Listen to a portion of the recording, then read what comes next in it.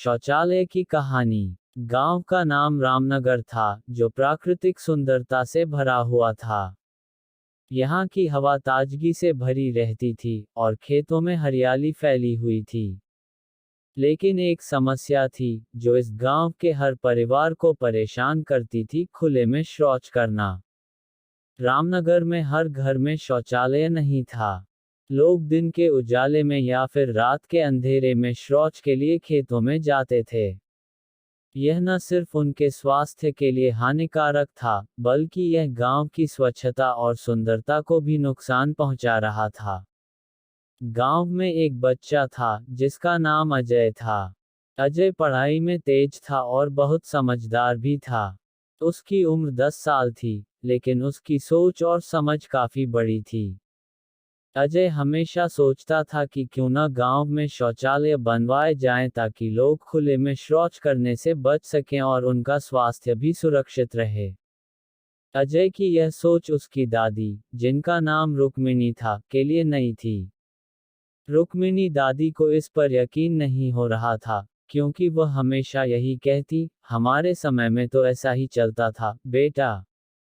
सब लोग खुले में जाते थे, तो फिर इसमें क्या बुराई है। लेकिन अजय को अपनी बात पर पूरा यकीन था।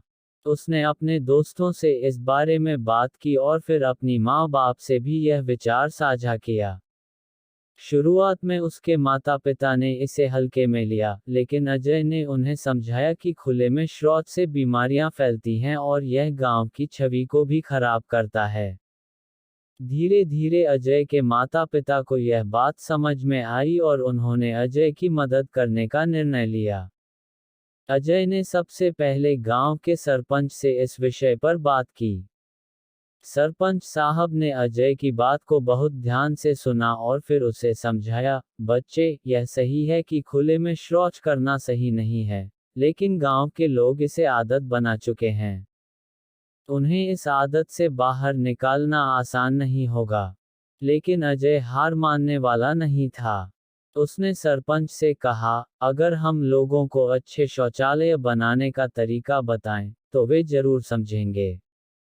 सरपंच ने अजय की बातें सुनी और फिर उसे अपने साथ लेकर पंचायत बैठक में गए। पंचायत की बैठक में अजय ने अपने विचार रखे।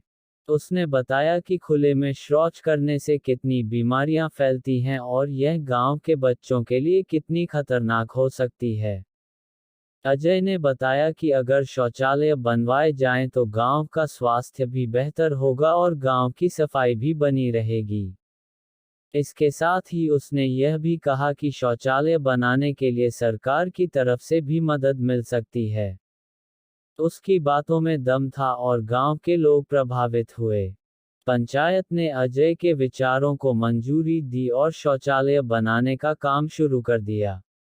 सबसे पहले, पंचायत ने गांव के एक हिस्से में शौचालय बनाने के लिए जगह तय की और फिर सरकारी मदद से शौचालय निर्माण की प्रक्रिया शुरू हो गई। अजय ने अपने दोस्तों के साथ मिलकर शौचालय बनाने का काम भी शुरू कर दिया। उन्होंने गांव के लोगों को शौचालय का सही इस्तेमाल सिखाया और यह बताया कि स्वच्छता के महत्व को समझना कितना जरूरी है। शुरुआत में कुछ लोग शौचालय का इस्तेमाल करने से हिचकिचा रहे थे, क्योंकि वे अपनी पुरानी आदतों से बाहर नहीं निकल पा रहे थे।